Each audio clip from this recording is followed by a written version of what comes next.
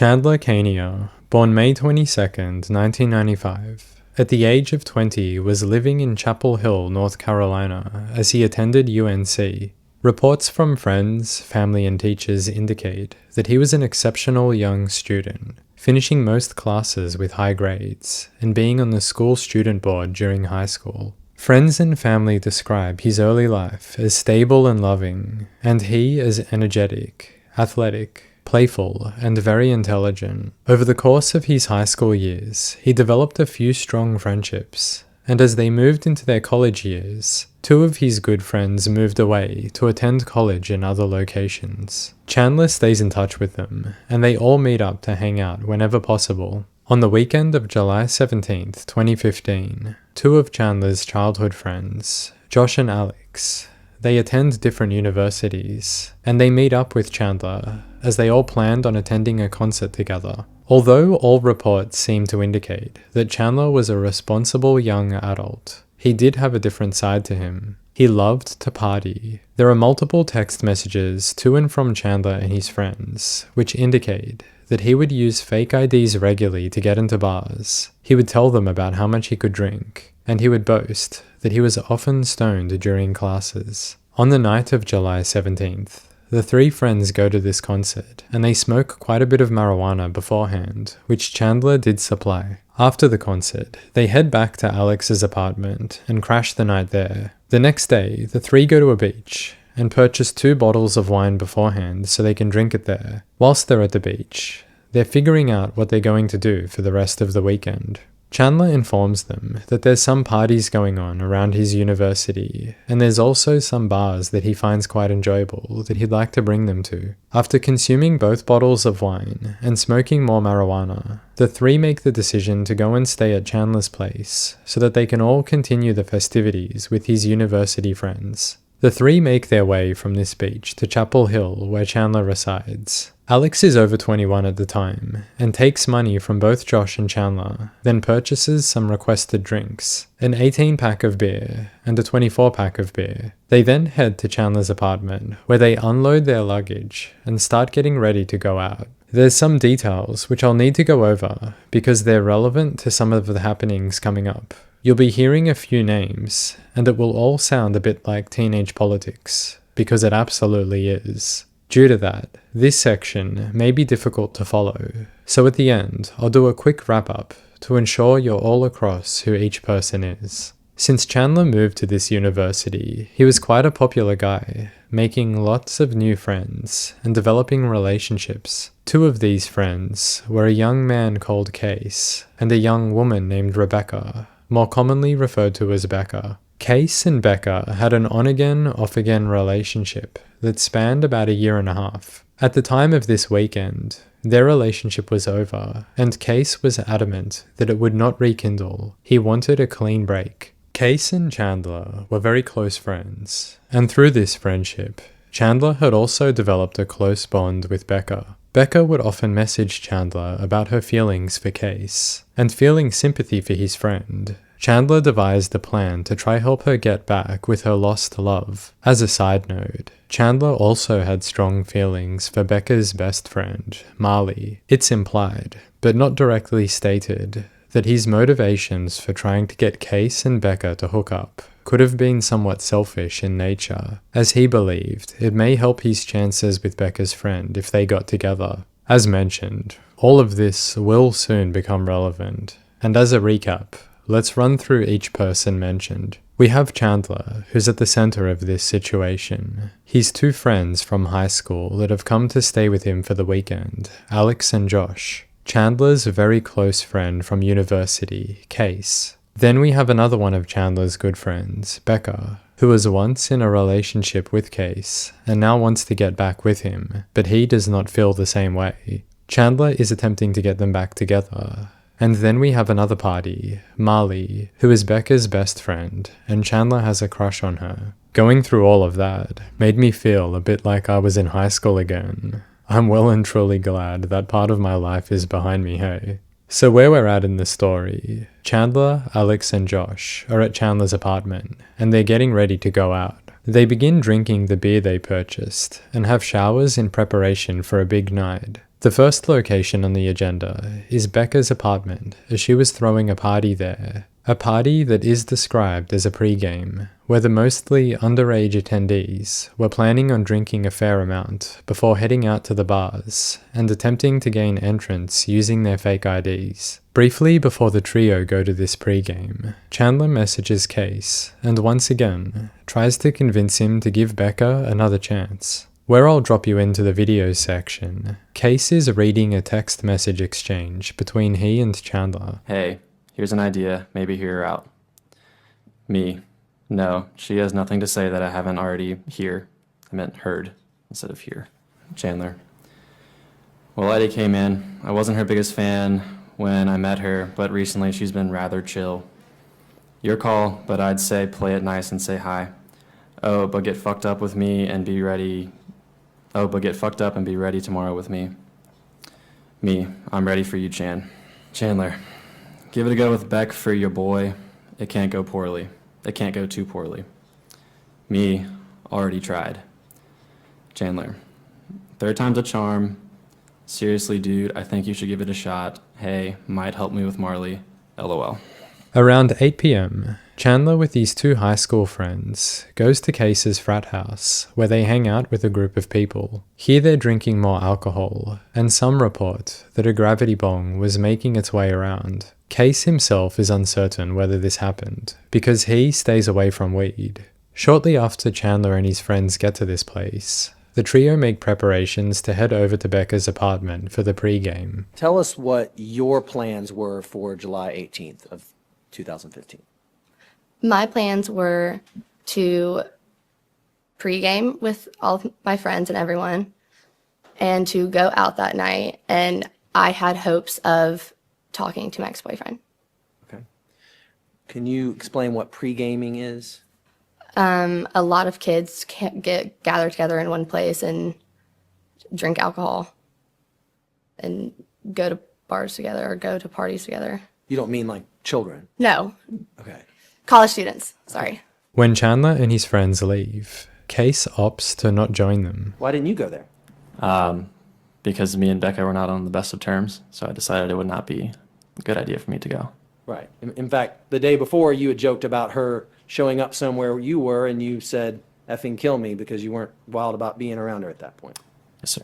Becca is already here, fucking kill me. Chandler messages another friend and attempts to convince this young man to join them on this night out. Initially, this friend is opposed to the idea of going out and drinking because he has an exam coming up that he needs to study for, but after some coercion, he agrees to head out with Chandler. This person is quite close with Case, and throughout a text message exchange that he has with Chandler, the young man reveals some information about Chandler's plan to get Becca and Case back together. Similar to what you saw earlier, this person is reading through a text message exchange between he and Chandler. Might want to abort your plan. Chandler, oh. Should I ask what happened? Me, I was just talking to him, and out of nowhere, he said Chandler keeps trying to get me to hook.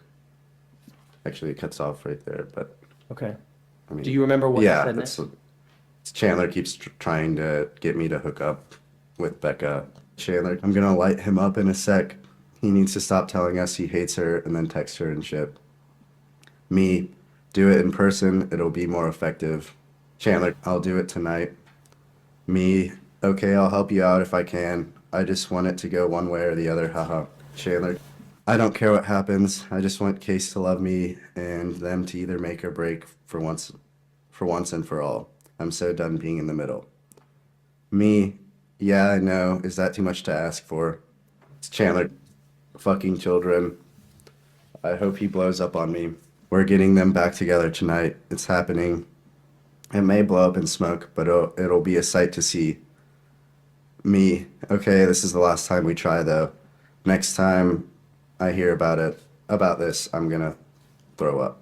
When you, at some point in the early part, say you may want to abort your plan, can you explain what that means? Yeah, I mean, Case is a pretty stubborn person, and I knew he probably wasn't ever gonna want to get back together with Becca. When the trio arrive at Becca's apartment, Chandler parks his Jeep in the parking lot of the university, and the group walk over to the party, where they continue to drink heavily. Chandler is seen by multiple people drinking from both the packs of beer that he bought, and he takes a few shots. Around 11:30 at night, a group, including Chandler and his schoolmates, walk to a nearby bar, and using their fake IDs, they gain entrance. Here Chandler proceeds to consume more alcohol in the form of beers and shots. Around 1 a.m., Chandler and his two friends, along with another boy from the university called Ditz, they begin walking to another bar. It's at this point Becca has become quite intoxicated and is messaging Chandler incessantly about trying to get back together with Case and wondering why he isn't with them. I was very emotional and upset by that point. I was excessively and consistently texting him in a desperate way. At that point in my life, I was not in a good place. And I thought that I needed him, and he was my first love, and I was desperate to have him, for him to be there and to be with him again.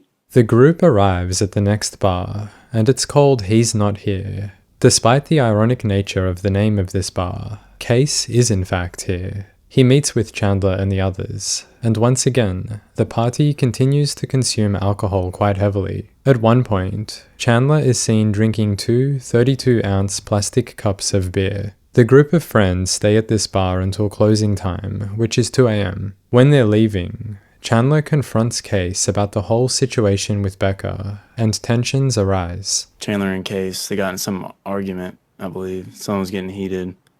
I don't know about what.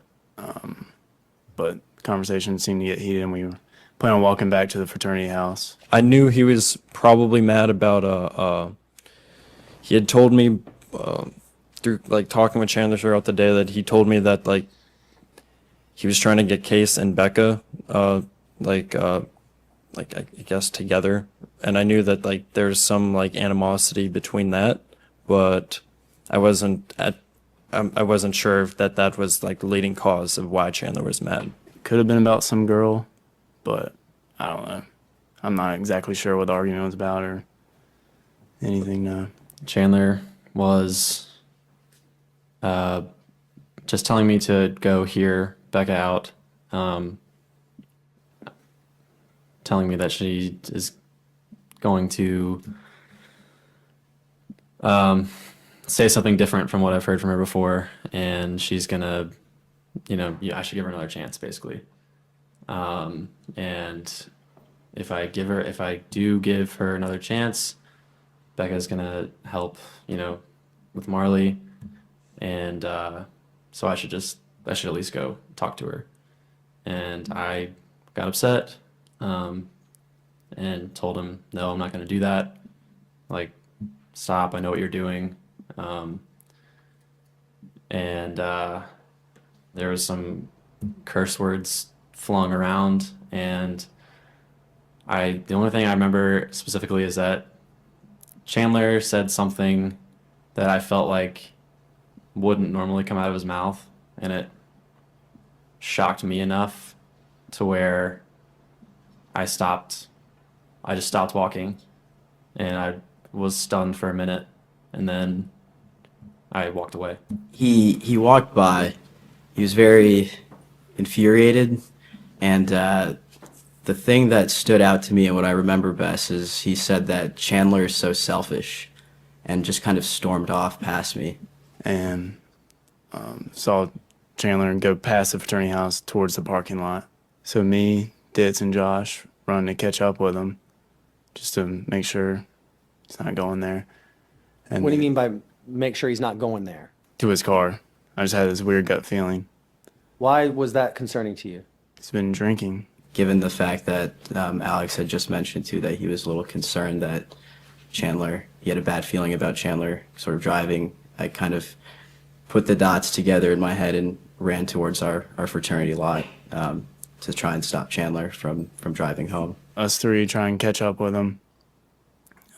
Josh fell, from what I remember. I fell down and I fell a little bit behind the group. So I remember, obviously this time I was like very intoxicated, so my vision wasn't the best. But like I remember like seeing his car, but I didn't see him get into the car, I don't think. I had to catch my breath, and Ditz got to him first. As I approached, I saw Chandler approaching his car, and I was actually yelling at him to just yelling Chandler, Chandler, to get his attention. And I crossed the street, and I tried to tackle Chandler so that he would not get in his car. But Chandler picked me up and threw me to the ground. I landed on my head on the pavement. On the ground. It wasn't a long, enduring process. I'd been bested very easily. Yeah. So the force was enough to knock me out for about 5 to 6 seconds of disorientation. Ditz was on the ground, and then Chandler was on top, and then by the time I got there, Chandler was already in his car. I was laying on the pavement, and I look over and I see now Alex and Josh caught up. I believe Alex is at the door, or Chandler has already gotten in the car, and Alex is pleading with Chandler to get out of the car and not drive. Just trying to talk to him. Talk to him, don't go or whatever. I decided to just get up, and a lot of swear words were said, but it was along the lines of Chandler, get out of the car now. I've had enough. And then next thing I know, Ditz grabs Chandler's phone. I grabbed his phone thinking that it would be enough for him to stop or leave the car if I had his phone. And then Chandler grabs the keys, puts them in the ignition. Then I reach over to try and grab the keys. And then Chandler grabs my arm, starts it up, and throws it in reverse. I was saying, Chandler, what are you doing, man? It's like, this is me. Like, what are you doing? He put the car in reverse and I guess very aggressively backed out from that parking spot. When the car backed up, I remember kind of holding on to the door a little bit, and it shot backwards a little bit, and then he just pulled out. What happens next?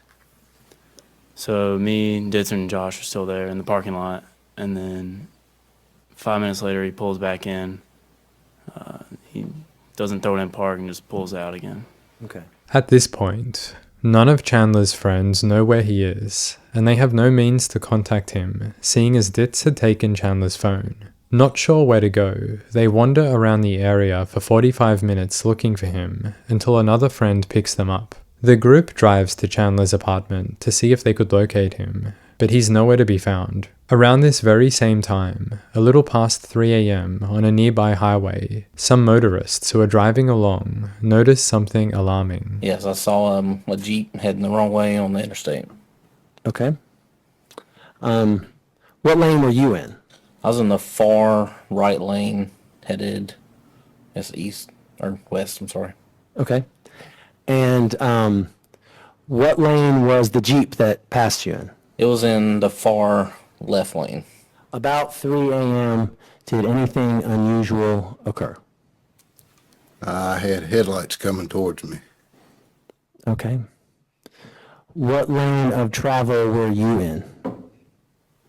Left lane. Okay. And what lane of travel were the headlights in? Left lane. As in your left? Yeah. Was it in the same lane? Yeah.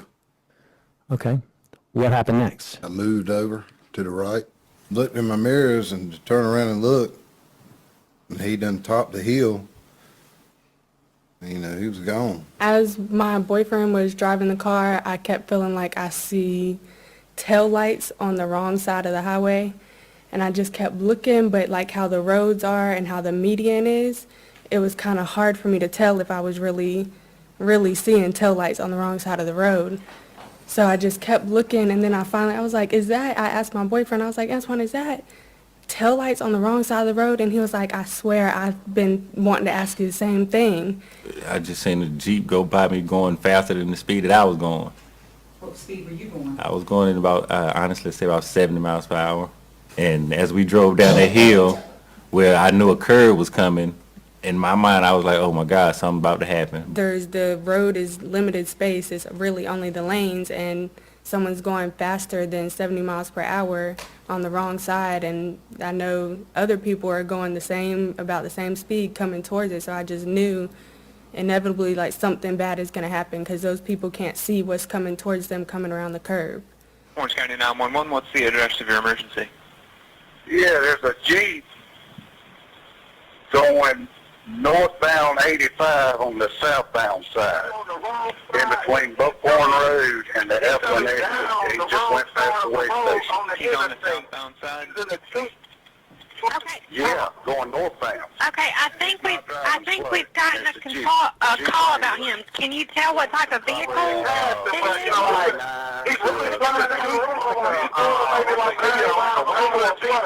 Okay, yeah, we've gotten calls about it, okay? Multiple calls about it. Okay. Thank you so much for calling. I kind of noticed that it was a opposite, another vehicle on the wrong side of the road. Kind of told Nicole, it's a car on the other side of the road. I was kind of, shocked that it was on the different side of the road than we was. Sean did say it was a car going the wrong way on the opposite side. Next thing I know, it was another car coming head towards him. And next thing I know, it was a big crash. Or an accident, kind of collision. As soon as I turned to look, and that's when I heard the impact, I saw the cloud of smoke. Then we just saw the collision before I could even get my phone, and it was just a big ball of fire went up into the air, and then it just got pitch black. A car in front of the car that had the wreck that kind of swerved out the way. So the car behind it, she couldn't see. So that's, I think, how she didn't have a chance. Because the car that was in front of her jerked out the way, and she ran dead into it. But as soon as they hit that curve is when the accident occurred. And then when I approached the accident, I had to swerve real hard to miss it. And that's when I backed up, put my emergency blinkers on, and called 911 and described what I seen. It's a bad accident on the highway. But we've got people on the way to it. Okay, I got my bright lights in. Oh my God, it's on fire! It's Okay, that's on good. Just fire! secure, clear Oh my traffic. God, Okay. it's on fire! Oh my God! Why aren't you making this? Hello? Oh my God, a car just ran into the media on the house. We just saw it. It's on fire. Y'all need to give me a quiz. Okay, oh my God. Okay, listen to me. Calm down. We've gotten reports about it, but I need to know what happened. It's on fire now? Yes, it's on fire. I mean, listen to me. Take a deep breath for me. I don't hear anybody crying. I don't hear anything. We didn't get out. We just sit on the side of the road looking. Okay, that's fine. We're receiving multiple calls. I have one that's probably down the wrong side of the roadway, okay? And oh my God, please give me a quick. Okay, listen to me. We're the not child someone, but we're is receiving trying to get out, volume but the vehicle might be pinned. Okay, it's a Jeep. Okay, It's a Jeep. Is there anything smoking or leaking? The car, one of the cars smoking. And Okay, I've got deputies pulling up on it now, okay? So just make sure you're out of the way of traffic. All right, thank you. And I kind of got out the car and kind of walked halfway because I wasn't certified to do anything. So I kind of walked over there and crossed the guardrail, and that's when I heard the person at the time, I noticed it was a burgundy Jeep, and the young man was asking for help. Sir, could you help me? And I said, no, sir, I can't help you. I'm not qualified or can do that because I'm not an EMT. And what else did you hear or see? It was like a child in the car, and she was In the Jeep? No, in the other car, and she was kind of crying and hollering. I seen the little girl that was in the vehicle, and it seemed like she was trying to get out the vehicle at the time. And as I approached the vehicle, that's when I seen the driver of the vehicle, and I described how I seen her as being deceased. So, how did you form that opinion? Just the way how I was approaching the vehicle, there was no life in the vehicle at all. Besides, like I said, the little girl that was pinned. What else you see? To go back on that day, trying to calm the little girl down as much as possible. The sheriff finally got there. Me and I helped the sheriff get the little girl out the vehicle. And at that time, I heard him say, I think I have somebody with me. And so at that time, then we got the little girl out, laid on the ground. EMS got to her. Chandler Kania was the driver of the Jeep. He's pulled from the destroyed vehicle with 2 broken ankles and a broken arm. He has a blood alcohol level of 0.17, and found inside his car and strewn all across the road are multiple open cans of beer. The occupants of the other vehicle are all deceased, except for one 9-year-old girl. The victims are 47-year-old Darlene McGee, 49-year-old Felicia Harris, 6-year-old Janice Beard, who was the daughter of Felicia, and the surviving victim, 9-year-old Jania King, who was Felicia's daughter. They were on their way back from a memorial service for Darlene's late mother. Darlene would attend this event once a year and bring her mother's ashes to the ceremony in an urn. Scattered across the road around this crash site were the ashes of her beloved mother. Chandler is charged with 2 counts of obtaining alcohol with a fake ID, underage consumption, wrong way driving on a dual-lane highway, careless and reckless driving, possession of an open container while driving, driving after drinking while being under 21, driving while impaired, 3 counts of felony death by vehicle, felony serious injury by motor vehicle, and 3 counts of second-degree murder. When he goes to trial, Chandler pleads guilty to all offenses except for second-degree murder. Essentially, the trial is conducted to figure out whether he intentionally drove on the wrong side of the road with malice, willingly and purposefully putting himself in a position where he intended to seriously harm other drivers. To be upfront with you all, the trial was incomplete, and not all days of testimony were available to review. Included in this gap of testimony were multiple investigative witnesses. One who had put together an animated reconstruction of the accident, which you can see on screen now. I obtained it from a news report. Other missing testimony includes first responders, who described pulling lifeless bodies from the wreckage. A portion of the closing statements is also missing, and the reading of the verdict. What I do know is by the end of the trial, Chandler's second-degree murder charges were dropped to manslaughter, and he is found guilty of these offenses. During Chandler's sentencing hearing, a multitude of witnesses take the stand to vouch for his character. They say that he's a good kid and shouldn't receive a severe prison sentence. Within this hearing, interestingly enough, a memo is submitted to the court. Once more, it outlines not only positive character witnesses for Chandler, but also an expert evaluation that portrays him as a remorseful, level-headed, and responsible young man, one who engages in community service and helping out with underprivileged communities. The prosecutor takes quite an issue with this document and spends the better part of an hour meticulously picking it apart. Essentially, the document starts with this piece of writing, quote, "The majority of Chandler's life, he has behaved like we should expect young people with his advantages to behave. He is truly promising and a decent young man who fell prey to the allure of drinking at bars, fake IDs, and marijuana." End quote. Here's what the prosecutor thinks about that. He's the one who's luring other people into this. He's not the prey, he's the predator. There's no chance that anybody who asserted that he's the prey looked over this. What the prosecutor is referring to is a cell phone dump of Chandler's phone. The attorney claims that many of these phone records were submitted into evidence, but ultimately not presented to the jury for a variety of reasons. Yet now, with this sentencing memo emerging, much of that phone data, the prosecutor says, becomes highly relevant. Articles of evidence that he believes the author of this memo absolutely did not review when putting this document together. I actually received some playful ribbing around my office that I spent better part of 2 weeks actually reviewing what was in that cell phone. And contrary to the assertions of counsel, there's a lot more bad stuff we found in there than what we presented in court. I'll run through some of the prosecutor's argument here, and then show you a few video highlights. The prosecutor says, based on message history, Chandler is not the prey at all. He's the predator. Threads upon threads of messages, with Chandler pressuring his friends to come out drinking with him when they made it clear that they couldn't and had to study. The document claims that there is no history of substance abuse or alcohol consumption in Chandler's family. whereas text messages between Chandler and his mother indicate that not only she does drink, but is fully aware that her underage son drinks as well, and doesn't seem to have much of an issue with it.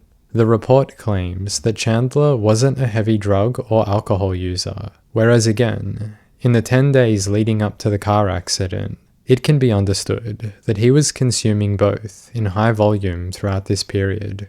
Chandler is referred to by his friends as the La Res guy, referring to a bar the students will all frequent called La Residence. There's multiple messages showing that Chandler frequently drives while intoxicated. Ultimately, the prosecutor asks the judge to not allow this document to have any bearing on his sentencing decision. Here's some highlights from the state's dissection of this document. Your Honor heard this thread in trial. I left out the beginning of it. It's a text from the defendant on May 18th. Hey, to his father. Hey, so due to my increased workload in my Maymester course, I think I'm going to drop my poly class. It won't count towards my major. I don't think it'll boost my GPA. Father responds, whatever you think is best. 4 minutes later, to his smoking friend, celebratory Chan dropped a class sesh tonight. I would commend to this court, I've been able to decipher what that is from context in the Urban Dictionary. What he's saying is, I just dropped a class, ready to get high, everybody? They talk about the fact that they can't do it in the house, and you've heard this, Your Honor. That's when he said, I'll drive. I love driving high.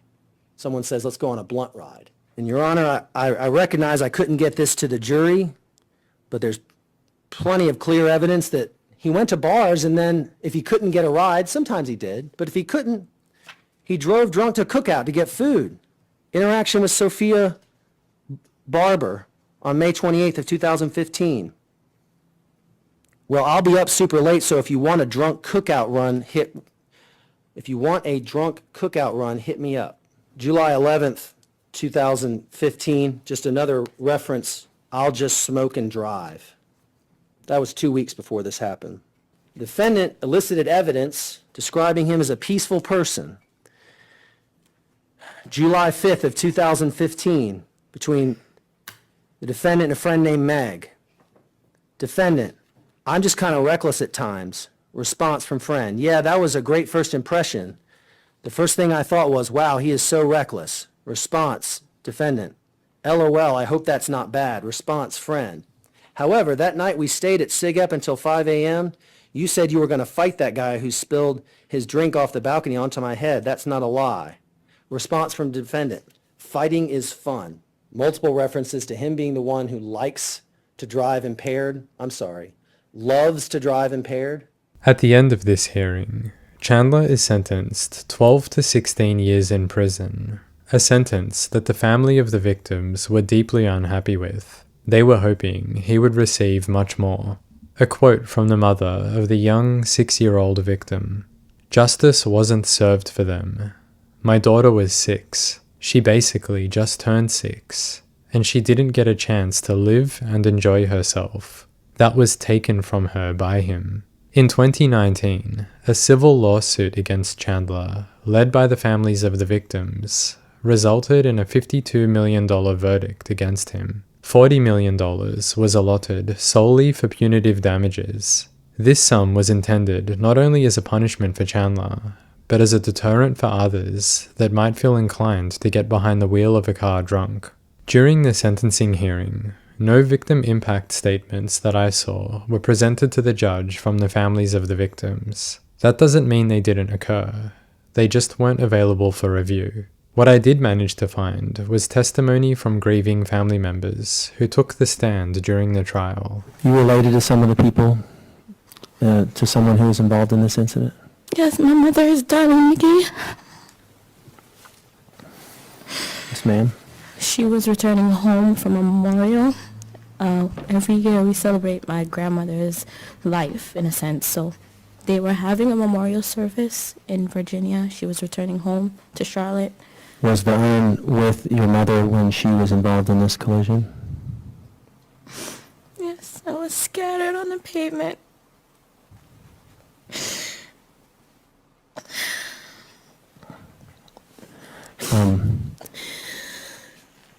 When was the last time that you spoke with your mother prior to this incident? I spoke to her the night prior. She confirmed that she would be leaving and that she loved me and that she would see me there if I got a chance. And she said, you know, she also left a message for me to call her back. That's when I called her back and she confirmed that she would be there. And I'm showing you what's been marked as States Exhibit 9. Do you recognize this? Yes. Oh, God. Where's my mom? I apologize, Your Honor. Miss Jones, I'm sorry. I understand. Miss Beard, do you have a daughter? Johnny's Beard. And is Janice Beard with you? No. Can you tell us what's her date of birth? What's her date of birth? March 21st, 09. And tell us, did you receive a call that something happened to your daughter? Yes. When did you receive that call? July 19, 2015. Up until you received that call, did you know where your daughter was? Yes. Okay. Where was she? She's with her grandmother, Felicia Harris. And what did you find out on July 19th of 2015? That my daughter was in a car crash. How'd you receive that information? By a phone call from her uncle. And what else did you do when you found out? I just broke down. So how old was Janice at the time? She was fine. How old was she? Oh, how old was she? Yes. She was 6. 6 years old? Yes. Was she in school? She just graduated kindergarten. Which means was she going to go into first grade?